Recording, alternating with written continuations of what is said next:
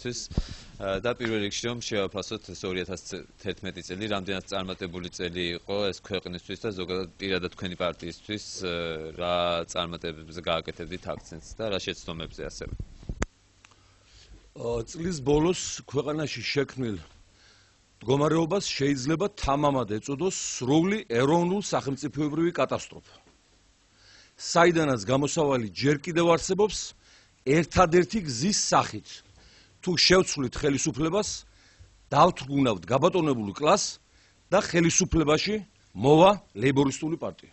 ყველაზე მოუსყიდავი, ყველაზე ეროვნული, ყველაზე გამოცდილი, ყველაზე თანმიმდევრული, ყველაზე არაკორუმპირებული, ყველაზე ხალხის მსახური ძალა.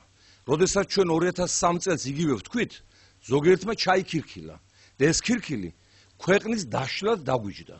თუ ახლაც ასეთივე არასერიოზულად შეხედავ ჩვენი საზოგადოება ამ განცხადებას, მაშინ საქართველო უკვე წაიშლება მსოფლიოს პოლიტიკური რუკიდან, რადგან ვართ გაყიდულები. შინაურების, გარეულების, პოლიტიკოსების, არაპოლიტიკოსების, გრანტების, კრედიტების, ინვესტორების, ბიზნესმენების და ყველას მიერ და ყველას სახით. შემოდებული ვართ გეოპოლიტიკურ დახზე და ეს დახლიც ძალიან მკვეთრად ისვლება.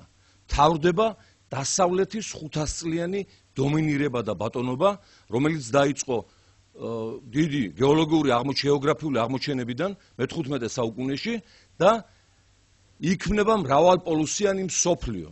წამომართულია ჩინეთი, ინდოეთი, აზია-წყნარი ოკეანის რეგიონი, ლათინური ამერიკა, რუსეთზე აღარაფერს ვამბობ და ევროპაზე და შესაბამისად ერთი მიმართულებით მაყურებელი ჩვენი ხელისუფლება ერთ კაუჩზე ნეკათითით ჩამოკიდებული დანაშაულებრივი რეჟიმი აუცილებლად დაამთავრებს ქვეყნის არსებობას, თუ ის არ შეიცვალა ეროვნული, მოუსყიდავი, სახალხო, ქართული ძალით, პოლიტიკური გაერთიანებით და თუ არ მოვიდა სათავეში შედეგად კოალიციური მთავრობა და არა ერთპარტიული რეჟიმი, რასაც დღეს ვხედავთ.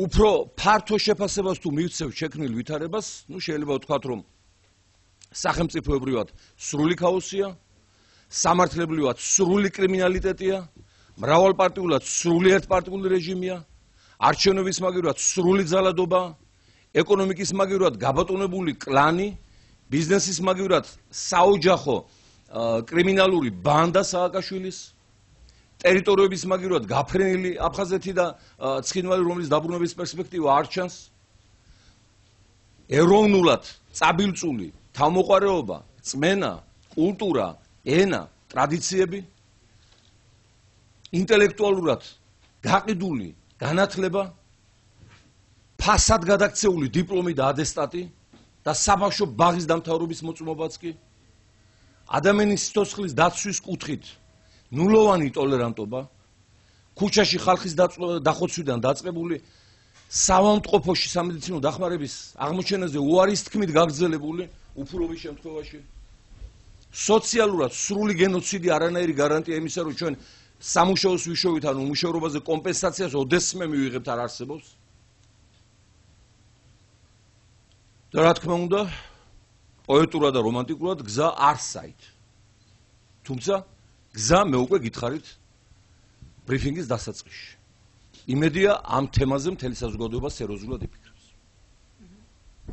დიდ მადლობას მოგახსენებთ და იმედია ახლა შეკითხვების ფორმატით გავაგრძელებთ. ბატონაშალვა, თქვენ ახსენეთ, უნდა დავიწყოთ ბრძოლა და ახსენეთ ასევე კოალიციური მმართველობა. ვისთან ერთად აპირებთ, ან შესაძლებლად მიგაჩნიათ აი ამ ბრძოლის გაგრძელება, თუ გავითვალისწინებთ იმას, რომ უკვე ოპოზიციურ ფლანგზე განლაგდნენ სუბიექტები და აი რა შეფასებას მისცემდით თუნდაც ივანიშვილის გვერდზე შემოკრებილ იმ პოლიტიკურ საზოგადოებას, რომელსაც დღეს ვხედავთ.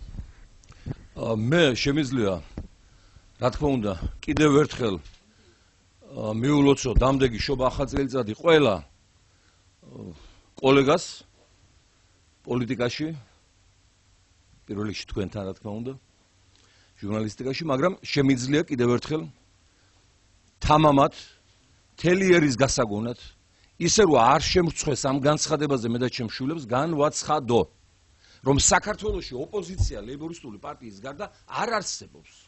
არსებობს ინტერეს ჯგუფები, ხელისუფლებიდან გამოყრილი ცალკეული, ღირსეული ელემენტები, რომლებიც ვერ შეეწყნენ იქაურობას, ყოფილი სახელმწიფო ოლიგარქია და ბიზნესი, რომლებმაც ვერ გაიყვეს სააკაშვილის ბანდასთან საერთო გავლენის სფეროები, თქვენი ქონება, ჩვენი ეკონომიკა, ჩვენი ბებიების და პაპების ანაბრები და ნაშრომი და ისინი ცდილობენ ახლა ჩაანაცვლონ ხელისუფლება ამერიკული იმპერიალიზმის დახმარებით, ისევე როგორც ეს ადრე მოხდა. ყველა მართვადია, თითქმის ყველა, უდიდესი უმრავლესობა ყოველ შემთხვევაში ამერიკის შეერთებული შტატებიდან კი არა მარტო. ამერიკის შეერთებული შტატების საელჩოს მეხუთე, მეექვსე რანგის კლერკიდან. აღარ არის საუბარი იმ ელჩზე, რომელიც პირდაპირ იძლევა განკარგულებებს, როგორ დაირბეს მიტინგი და როგორ უნდა გაიხსნას საბავშვო ბაღი, სკოლა თუ რაღაცა წარმოება და როგორ უნდა გაიჭრას ეს ლენტი. ფაქტურად საქართველოს კიდევ ერთხელ ვიმეორებ, დაკარგული აქვს აი ამ ხელისუფლების გამყიდველური პოლიტიკის წყალობით დამოუკიდებლობა და სუვერენიტეტი, რაც ჩვენი ერის მრავალათასწლიანი ბრძოლის შედეგად დააგვირგვინეს ზვიადმა მერაბიმ და რომლის იდეოლოგიური საფუძველი შექმნა ილიამ ჯერ კიდევ მე-19 საუკუნეში, ეს მთლიანად გაყიდეს და საქართველო გადაიქცა უუფლებო უთავმოყარეო კოლონიად, რომელსაც მუნიციპალური არჩევნების ჩატარების უფლებაც არ აქვს, თუ ამ არჩევნების შედეგები არ იქნება შეთანხმებული სახელმწიფო დეპარტამენტის რომელიღაც მეხუთე, მეექვსე საფეხურს. ეს არის მეგობრებო ძალიან მწარე რეალობა და ჩვენ უნდა ვიცოდეთ, რომ დამოუკიდებლობა თავიდან გვაქვს მოსაპოვებელი, მაგრამ არა სიგიჟით და არა ლანძღვით რომელიმე იმპერიის თუ ზესახელმწიფოს, არამედ ძალიან მეგობრული დაყოვებით და იმის თქმით, რომ ჩვენი თავმოყრობა გაგვაჩნია, ჩვენი ფორმატი არსებობის ქონდა ყოველთვის და ეს ღვთისმშობლის წილხვედრი მიწა, რომ ჩვენი ენა, ლაზარეს ენა, რომლითაც უფალი მეორედ მოსulis ჯამს დაელაპარაკება კაცობრიობას ქონდა და გვაქვს უკვე მრავალი ათასი წელია და არ არის საჭირო 100,000 ინგლისურის მასწავლებლის ჩამოყვანა აქ პირველი კლასიდანვე ბავშვების ტვინის გადასაბრუნებლად, რადგანაც მშობლიურ ენას და უცხო ენას ედრულად რო აწყებინებ პატარა ბავშვს, იმისგან უკვე ძალიან ისეთი არაული ცნობიერების სუბიექტი შეიძლება მივიღოთ, როგორც ფსიქოლოგები ამბობენ. იმის თქმა საჭირო რომ ჩვენ ჯერ კიდევ მე-4 საუკუნეში ქონდა ქრისტიანობა, როგორც სახელმწიფო რელიგია და ჯერ კიდევ მე-7 მე-8 საუკუნეებში ვიგრძენით ისლამური ტერორიზმის מחული, როდესაც დასავლეთი აზია არ იყო, რაც წარმოადგენდა მუსულმანური ფუნდამენტალიზმი და ტერორიზმი და რომ აღმოსავლეთი ფორპოსტი ვიყავით ჩვენ იმ ცივილიზაციის, რომელიც დღეს არის წამყვანი და ჩვენ ვართ დასაფასებლები და არა ვართ სააკაშვილის დონის და მერაბიშვილის და ბოკერიას და უგულავას დონის, რომლებიც მზად არიან გაყიდონ თავიანთი ქვეყანა საკუთარი სკამის შესანარჩუნებლად და ყველაფერი გასცენ და გაასხვისონ. აი სანამ არ შევაუგუებთ ჩვენ ამას დიდ ზესახელმწიფოებს, აქ არ დამთავრდება ჩვენი ჟამი უბედურებისა. არ დამთავრდება, რადგანაც ის ვერ იგებს ჩვენ რა გვჭირდება. მას გონია რომ აქ რახან გარკვეული სამთავრობო ტელევიზიები გადასცემენ ყოველ დღე შესანიშნავ ტაშფანდურასა და შენგენაცვალეს ის რა ქვია ნაცმოძრაობის მლოკავი აქტივისტების სახით პრეზიდენტის შეხვედრებისას რეგიონებში, ეს მართლა ასეა. მათ არც ვერც მოსთხოვ, რომ ახლა ჩვენი ტკივილი ძალიან გულთან ახლოს მიიტანო. ჩვენი ტკივილი ჩვენ უნდა მივიტანო ჯერ გულთან ახლოს და მერე მიიტანს დანარჩენი სამყარო და დანარჩენი მსოფლიო. როდესაც ჩვენში ხედავენ საზოგადოებას და ძალას, რომელიც შეიძლება დაემონოს, ეყმოს, დაემორჩილოს, მოითმინოს, ისინი ამბობენ, რომ ეტყობა ეს ხალხი ესეთია და რაღა მინდა ეხლა მე. როდესაც დაინახეს, რომ 2003 წელს ივანიშვილის და სოროსის გამოგზავნილი მილიონებით შეიძლება რევოლუციის მოხდენა, რატო იტყვის უარს ეხლა ამ რევოლუციის მოორგანიზებელი იმპერია, რომ თავის ინტერესების დასაცავად მოიყვანოს საკუთარი ჯგუფი ხელისუფლებაში, ხო? და საერთოდ მე მინდა ეს მეორე არხით გადაიცემა ალბათ სრულად და მე მინდა განსაკუთრებით მივმართო თვითეულ საქართველოს მოქალაქეს, თვითეულ ქართველს, თვითეულ სომეხს, თვითეულ აზერბაიჯანელს, ებრაელს, უკრაინელს, აფხაზს, ოს, ჩვენი მრავალეროვანი სამშობლოს ყველა სულიერების ნაწილს და მონაწილეს. მეგობრებო, ჩვენ ისტორია, მომავალი თაობები და კაცობრიობა აუცილებლად გვაპატიებს იდეურ შეცდომებს, ისევე როგორც ეს აპატიებს გერმანელ ხალხს და ცნობილია სტალინის სიტყვები, რომ ჰიტლერელები მიდიან და მოდიან, გერმანელიერი კი რჩება და ის არაფერ შუაში არ არის მომხდართან. თუმცა ჰიტლერი მოგეხსენებათ არჩევნების გზით საყოველთაო მხარდაჭერით მოვიდა ხელისუფლებაში, მაგრამ იდეურად შეცდა გერმანელიერი და აპატია კაცობრიობამ. არ გაყიდულა გერმანელიერი. ჰიტლერს არ დაურიგებია 5 მარკა ხმაში. და როგორც კი გაიყიდები და საკუთარ ხმას და სულის ნაწილს გაყიდი, ვიზეც არ უნდა იყოს ეს, ხო? არანაირი გამართლება ისტორიისა და მომავალი თაობებისგან არ გვექნება და მომავალი თაობები და ჩვენი შვილები ექსკავატორით გადაგვივლიან საფლავზე და ღირსები ვიქნებით. აი ეს სიტყვები მინდა დაიხსოვოს ყველამ, ვისაც გაბზეკილი აქვს ხელი ფულის ასაღებად და სამშობლოს გასაღებად. ბატონო შალვა, პარტიების დაფინანსების ახალი წესით, როგორ აპირებთ თქვენი პარტიის დაფინანსების დახარჯვას, რაც გაგაჩნიათ უკვე? ჯერ უნდა იყოს, ხო, დახარჯვის გეგმა შევადგინოთ. რაც შეეხება გუშინდელ კანონს, ამით ხელისუფლებამ საბოლოოდ აკრძალა მრავალპარტიული სისტემა ქვეყანაში. ეს არ არის დაფინანსების შეზღუდვის ან გამკაცრების ან კონტროლის კანონმდებლობა, რომელიც ყველა ნორმალურ სახელმწიფოში არსებობს და ვითარდება და იხოცება. ეს არის მრავალპარტიული სისტემის აკრძალვა. თქვენ პარტიას არ გააჩნია დაფინანსება? და პრაქტიკულად მსგავსია კომუნისტური პარტიის კონსტიტუციისა, სადაც პირდაპირ მეხუთე მუხლში ეწერა საბჭოთა კავშირის კომუნისტური პარტიის წარმმართველი და ხელმძღვანელი როლი და დანარჩენი ყველა აღიარებდა ამ როლს. ფაქტურად ეს ულტიმატუმი გადმოაგდო ხელისუფლებამ და ეხლა მე მაინტერესებს. ახლად გამოჩეკილმა ოლიგარქმა ფაქტურად ითამაშა აქ მღვდელი გაპონის როლი, პროვოცირება გაუკეთა ხელისუფლებას, რომ ისიც კი გაეუქმებინა პოლიტიკური პარტიების მიმართ შეზღუდული დემოკრატიული ნორმები, რითაც დღემდე მოვედით, ისიც გააუქმებინა აი ამ პროვოცირებით. და მე მაინტერესებს რატო ზდუმს, რატო არ ეძახის ხალხს და არ აწყობს მრავალ 100,000-იან მიტინგს იმისათვის, რომ ქვეყანაში აღდგეს მრავალპარტიულობა.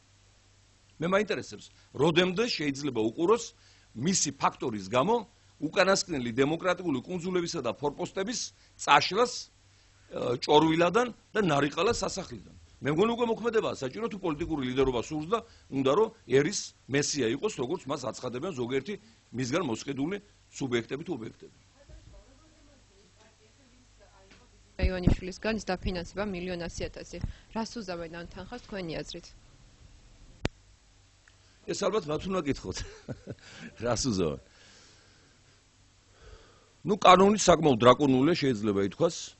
ვიმეორებ, რომელიც სპობს მრავალპარტიული სისტემის განვითარების საშუალებას და ფინანსების გარეშე კაცობრიობის ისტორიას არ ახსოვს პარტიების ბრძოლის უნარიანობა, ეფექტურობა, მათი არსებობა და მათი, ასე ვთქვათ, სქემაში მოქცევა და შესაბამისად ალბათ მეტი გზა არ აქვს, უნდა მალე დახარჯონ, სხვა შემთხვევაში ის ჩაირიცხება სააკაშვილის ბიუჯეტში. ამიტომ ურჩევდი, რომ მალე მოახმარონ პარტიულ საქმიანობას და ადგილზე, რაიონში მყოფ მათ აქტივისტებს, რომლებიდანაც ძალიან ბევრი იმედია გაამართლებს ნდობას და ამ რესურსს შემოინახავს მომავალი არჩევნებისათვის, თუმცა ეს მათი პრობლემაა და მე ნამდვილად ამაზე არ ვღელავ.